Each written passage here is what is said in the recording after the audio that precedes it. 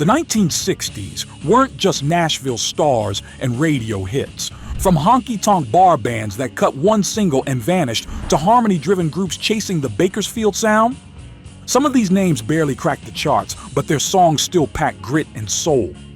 These are the 60s obscure country bands you need to hear, and you'll wonder how you missed them. Number 12. Only the Heartaches by Houston Wells and the Marksmen. Gold in the mountains, gold in the... We begin across the Atlantic, where country music had rarely taken root. Houston Wells and the Marksmen were a British outfit who, against all odds, carved out a niche for Nashville-style ballads in early 60s England. Produced by the legendary Joe Meek, their 1963 single, Only the Heartaches, stood out as one of the first UK country records to reach real commercial ears. I left my hometown one warm summer eve. What made it special was the fusion.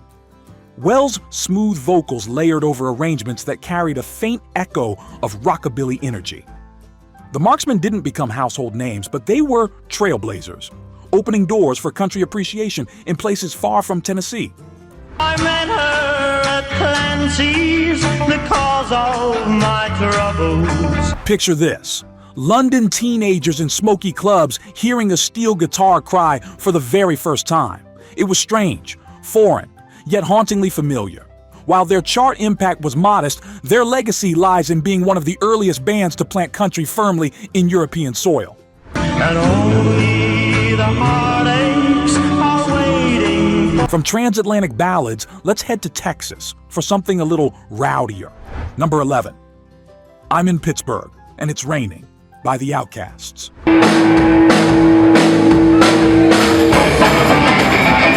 Here's a tune as quirky as its title. The Outcasts were a Texas garage band with country leanings, and in 1966 they dropped I'm in Pittsburgh and It's Raining, a regional single that became cult gold. In Pittsburgh and it's raining. The odd phrasing of the lyrics, slightly off-kilter, almost slurred, gave it a raw authenticity, as though the band was barely holding it together, yet making something unforgettable. The Outcasts weren't chart darlings, but this track captured the restless spirit of mid-60s youth. Country roots tangled with garage grit.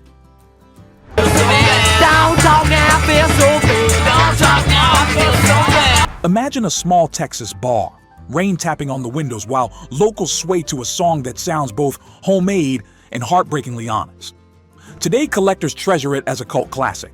A snapshot of a scene that never quite made the national stage, but left its fingerprints on the evolution of country-tinged rock. A trail took me down to Chicago. And if you thought that was unusual, wait until you hear their next experimental number. Number 10, 1523 Blair by the Outcasts. Fast, furious, and just under 2 minutes long, 1523 Blair is pure chaos pressed to vinyl.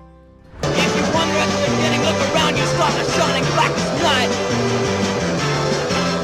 Released in 1967, it showcased the Outcasts at their most experimental, a whirlwind of sound that critics later hailed as proto-punk. Beneath the garage noise, you can still hear the tug of country rhythms. A reminder that even in their wildest moments, the band was rooted in Southern soil. It wasn't built for radio. It was built for sweaty dance halls where teens could lose themselves for 107 seconds at a time. Picture a jukebox needle dropping, the track roaring to life, and dancers stomping until the song's abrupt end left them gasping for more. Though obscure in its day, 1523 Blair became a staple of garage rock compilations, ensuring that the Outcasts' wild streak would never be forgotten.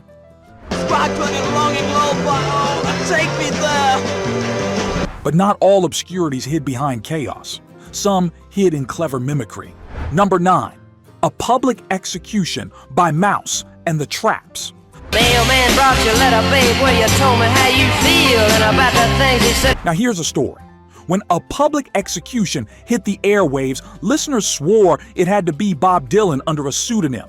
The nasal twang, the phrasing, the lyrical bite, all uncanny. How disappointed you were for all the things I've done that you had convinced. But no, It was Mouse and the Traps, a Texas band with a knack for blending Dylan-esque folk with raw Southern grit.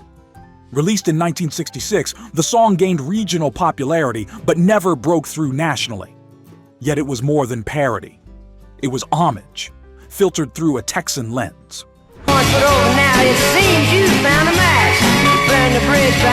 Imagine cruising in a rust-red pickup, radio crackling, and hearing this oddball single that felt like Dylan had somehow gone country overnight. While it remained underground, its cleverness kept Mouse and the Traps alive in collectors' circles, proving that even imitation, done with passion, can leave a lasting imprint.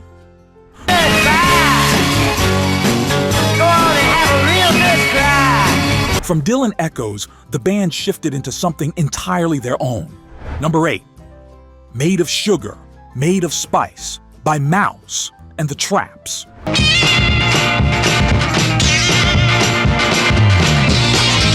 By 1967, Mouse and the Traps had shaken off comparisons and released one of their most original tracks.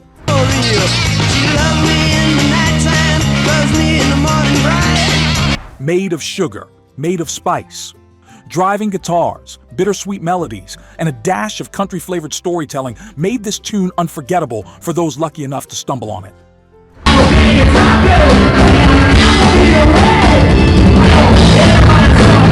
The single never cracked the charts, but in smoky Southern clubs, it became a staple.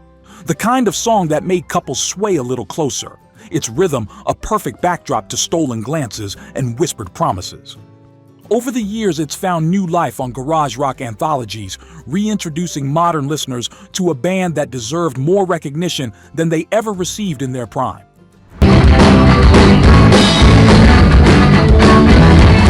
And while Mouse and the Traps were innovating in Texas, back in Nashville, an older tradition was still echoing through the decades. Number 7, Robertson County by the Gully Jumpers.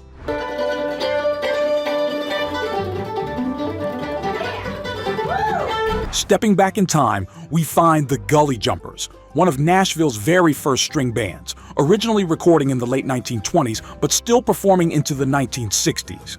Their tune, Robertson County, carried that old-time drive, bridging rural fiddle traditions with the country boom that followed.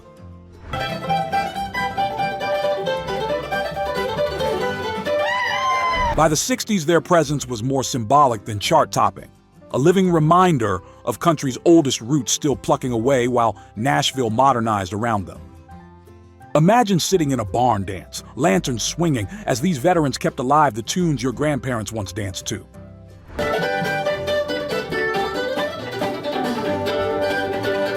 The Gully Jumpers weren't chasing fame in the 60s. They were preserving heritage. And in doing so, they became obscure legends, the kind whose names may fade, but whose influence never dies.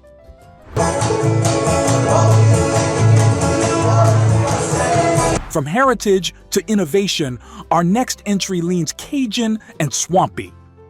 If these forgotten treasures are sparking memories or introducing you to songs you've never heard before, take a second to hit like and subscribe. We post new country countdowns every week, keeping the golden years alive for fans just like you. Number 6, You're the Reason by Gib Gilbo and the Four Young Men.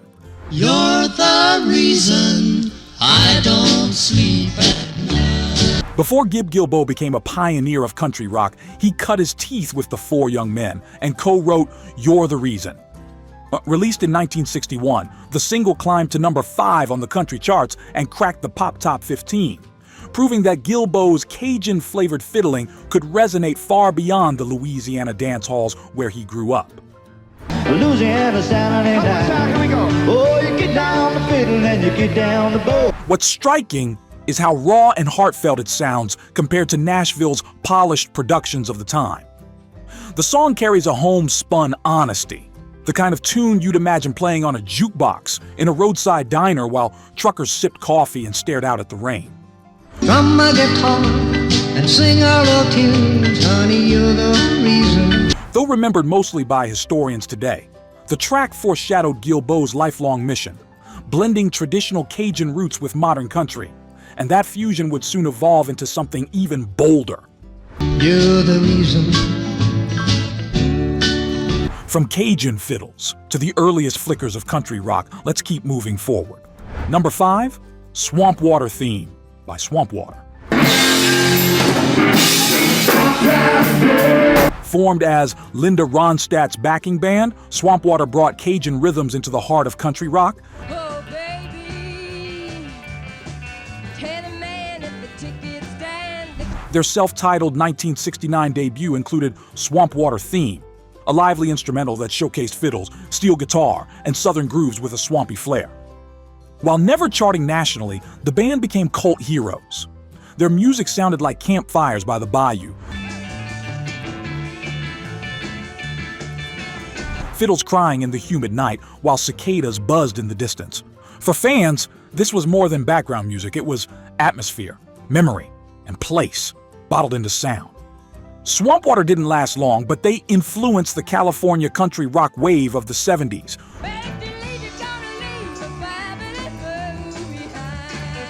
quietly shaping bands like the Eagles and Poco. From Bayou Echoes, let's return to Nashville, to the band that set the template for all that came after. Number 4, Swamp Water.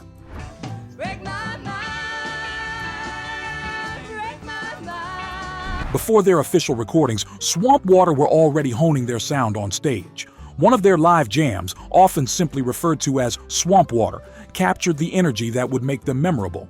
It wasn't a polished single, it was an atmosphere.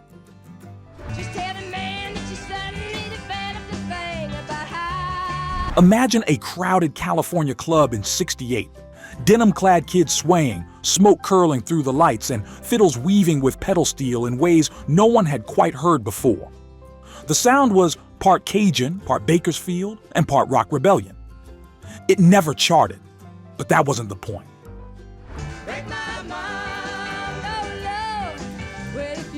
This was music for the people in the room, those lucky enough to witness a new sound taking shape. And those echoes would ripple far beyond the barroom walls. From barroom improvisation, we climbed toward a band whose very name foreshadowed where country was headed. Number 3, Nashville West, Theme by Nashville West. Nashville West may have been short-lived, but their 1967 instrumental Nashville West Theme is now considered ground zero for country rock. Featuring Clarence White's revolutionary guitar work and Gib Gilbo's Cajun fiddle, it was a band made up of future legends, Gene Parsons and Wayne Moore rounding out the lineup. Around the bend, and I ain't seen the sunshine from, I don't know. At the time, it barely caused a ripple on the charts, but what they captured was groundbreaking. The twang of honky-tonk colliding with the drive of rock and roll. Picture a neon-lit roadhouse, young couples jitterbugging on warped wooden floors, the band's sound slicing through cigarette smoke with a new kind of electricity. I hear the train a-coming, it's rolling around the bend. Though overlooked in the moment, Nashville West's recordings became a blueprint for the Byrds, the Flying Burrito Brothers, and eventually the entire country rock movement. From pioneers of fusion, let's take one last trip to the bayou before we crown number 1. Number 2. When Will I Be Loved by Swamp Water. Before Linda Ronstadt's solo fame soared, her backing band Swamp Water helped redefine her sound.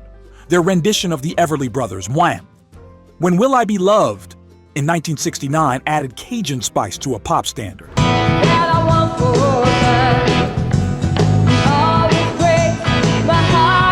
Blending fiddles with country harmonies in a way that sounded both timeless and brand new. Fans at the time described it as hearing two worlds meet, pop accessibility and country grit, married in a danceable, soulful tune. Imagine this version drifting from a transistor radio at a lakeside picnic, kids splashing while parents slow danced on the grass.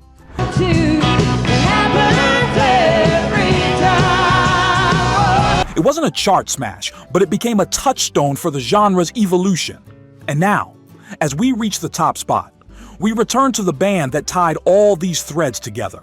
Number 1, theme from Nashville West by Nashville West. Around the bend, and I ain't seen the sunshine from, I don't know. Here it is, the crown jewel of obscure 60s country bands.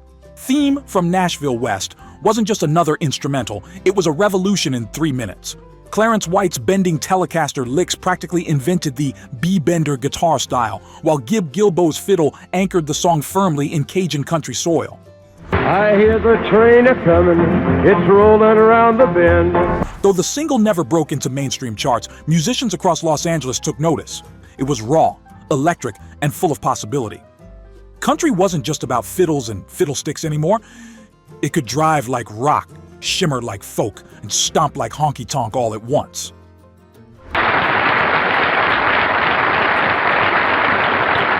Picture being in a dusty California club, watching four unassuming men create a sound that would go on to fuel the Byrds, Graham Parsons, and eventually the Eagles. That's the kind of magic we're celebrating, the overlooked spark that set the prairie on fire. If you've enjoyed this trip back in time, don't forget to like and subscribe for more country classics every week. And there you have it. 12 obscure bands from the 1960s who may not have topped the charts, but who left behind echoes that still ring today. From the Cajun fiddles of Swamp Water to the string band traditions of the Gully Jumpers, these acts prove that country's heart beats strongest in its hidden corners. Thank you for riding along on this nostalgic journey. We're grateful for every one of you keeping the memory of these musicians alive. And don't miss our next countdown. 1970 country songs we'll never forget. The new decade brought even more change. Bigger sounds, bigger risks, and the birth of legends who'd carry country into a new era. Until then, keep the jukebox playing, the radio humming, and the memories close. Because every forgotten note is still part of the great American songbook.